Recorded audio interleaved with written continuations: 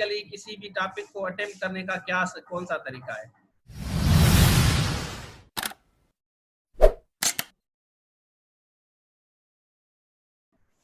तो यहाँ से मैं आपको समझाऊंगा कि कैसे। अब देखें हमारा जो टॉपिक है वो है man is an architect of his man. यहाँ मैन आएगा और उसके बाद आर्किटेक्ट, बनाने वाला। क्या बनाता है? आपका डेस्टिनी बनाता है। ठीक है। अब हमारे पास ये तीन जो वर्ड हैं, ये जो तीन वर्ड हैं ये बड़े इंपॉर्टेंट है। तीन वर्ड आपके इंपॉर्टेंट है। सबसे पहले टॉपिक को समझें, जितना टाइम लगा सकते हैं कि first of all you need to understand the topic. ठीक हो गया। मेन की बात हो रहा है और वो अपना बनाता है क्या बनाता है? Destiny. Destiny is the fundamental thing. अब डेस्टिनेशन में और डेस्टिनी में थोड़ा सा फर्क है। डेस्टिनी किस्मत को कहते हैं, लक को कहते हैं, फॉर्चून को कहते हैं, फेट को कहते हैं।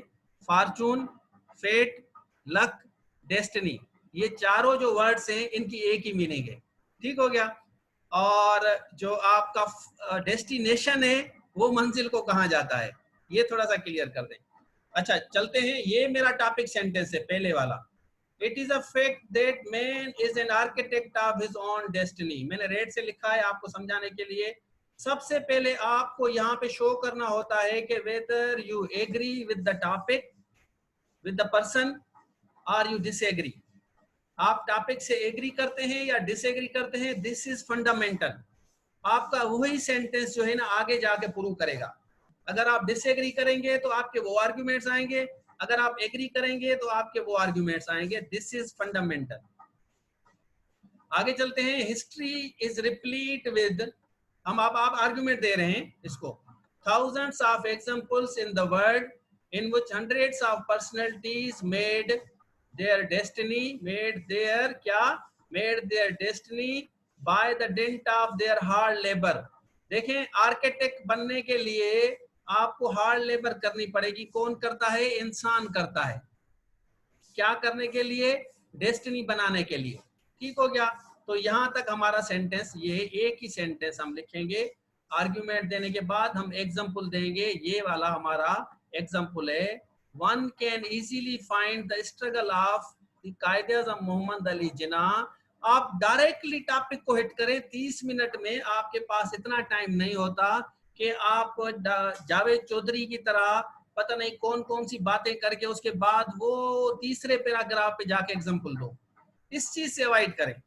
पहला टॉपिक सेंटेंस दें, उसके बाद इसी तरह जैसे मैंने लिखा है, history is replete with hundreds of the examples, इसका लिख सकते हैं और उसके बाद डायरेक्टली एग्जांपल पे आ जाएं।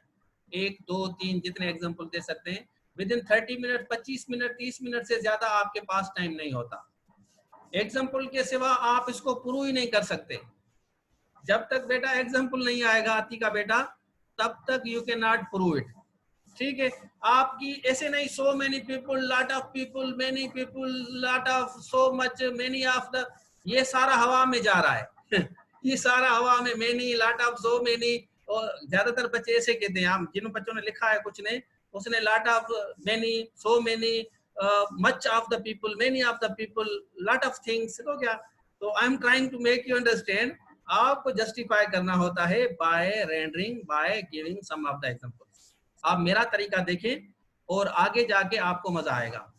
इसके बाद हम एक और टॉपिक उठाएंगे, मैं उसको भी कोशिश करूंगा आपको समझाऊं, और वो टॉपिक हम आपसे वोट कराएंगे कि इनमें से कौन सा टॉपिक है जो आपको समझ नहीं आ रहा, उस पर थोड़ा सा मैं आपको समझाऊंगा। बल्कि मैं सारे टॉपिक्स क्लियर करूंगा आपको कि इसमें क्या क्या पूछ रहे हैं। ठीक हो गया। चले, कायदे-ए-आज़म का हमने मिसाल दिया। One can easily find the struggle of Quaid-e-Azam Mohammad Ali Jinnah, who not only made his own not only made his own destiny, but also the destiny of the Muslims of the subcontinent in the shape of an independent nation। वो nation कौन सी थी? Independent nation कौन सी थी? पाकिस्तान था। अब देखें, आप हैरान होंगे इस चीज पे, ये जो नेशन है, ये नेशन शो कर रहा है आपकी डेस्टिनी को। ये हमारी किस्मत थी। और बनाया किसने? कायदे-ए-आज़म मोहम्मद अली जिन्नाह ने। हम पूरा टॉपिक की तरफ जा रहे हैं, टॉपिक से एक सिंगल लाइन भी हम डीरेल नहीं है। This is the most important thing जो असेसर चेक करता है।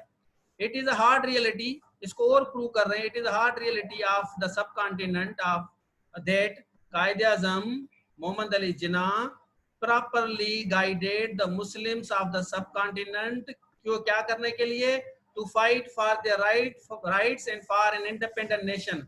अब independent nation जो है हमारी आर्किटेक्ट था, ये हमारी मंजिल थी, ये हमारा निशान था, ये हमारी किस्मत थी और इस किस्मत को हासिल करना था किसके किसके साथ चल के कायद-ए-आज़म मोहम्मद अली जिन्ना, क्योंकि हमारा आर्किटेक्ट वो था, हमारी बिल्डिंग बनाने वाला वो था, हमारा मुल्क बनाने वाला वो था, एफर्ट्स उसकी थी और हमारी थी, हम मिलके किस्मत बना रहे थे अपनी एक पाकिस्तान आजाद करने के लिए। उसके बाद चलते हैं, इसको और प्रूव करते हैं। He did not sleep unless he got a separate homeland.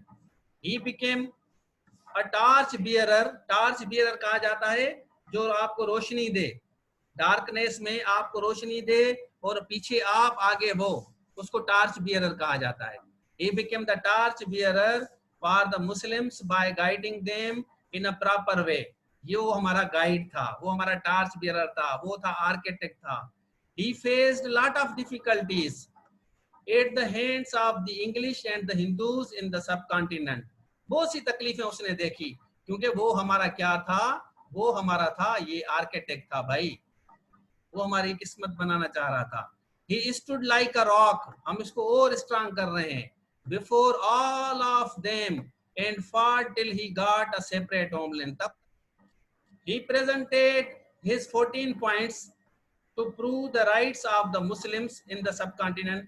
14 points में उसने हर चीज क्लियर कर दी थी, हमारा आर्किटेक्ट बना था और हमारी किस्मत को हासिल करने के लिए उसने पूरी एफर्ट्स की थी। He finally made his dream of the separate homeland to make something come true. Phrasal verb, homeland come true in the gift of Pakistan. उसकी एफर्ट्स ये थी कि हमारा आर्किटेक्ट ऐसे बना था कि उसने इतनी एफर्ट्स की कि उसने हमारा जो ख्वाब है वो साबित कर दिया। Subsequently, Pakistan was achieved as an independent entity with the efforts of Qaid-e-Azam. This proves that the Qaid was an architect of his destiny, which he eventually achieved as a separate country. अब आप मुझसे सवाल करें, ये हमारा एक paragraph है, इसी का हम इसको और जो है बिल्कुल अच्छे तरीके से प्रूव कर सकते हैं। एक दूसरा हम एग्जांपल इसको दे सकते हैं। आप कोशिश करें कि आप कभी भी कंट्रोवर्शियल पर्सनैलिटीज का एग्जांपल नहीं देंगे एक्सपेंशन में। This is most important, this is fundamental. ठीक हो गया।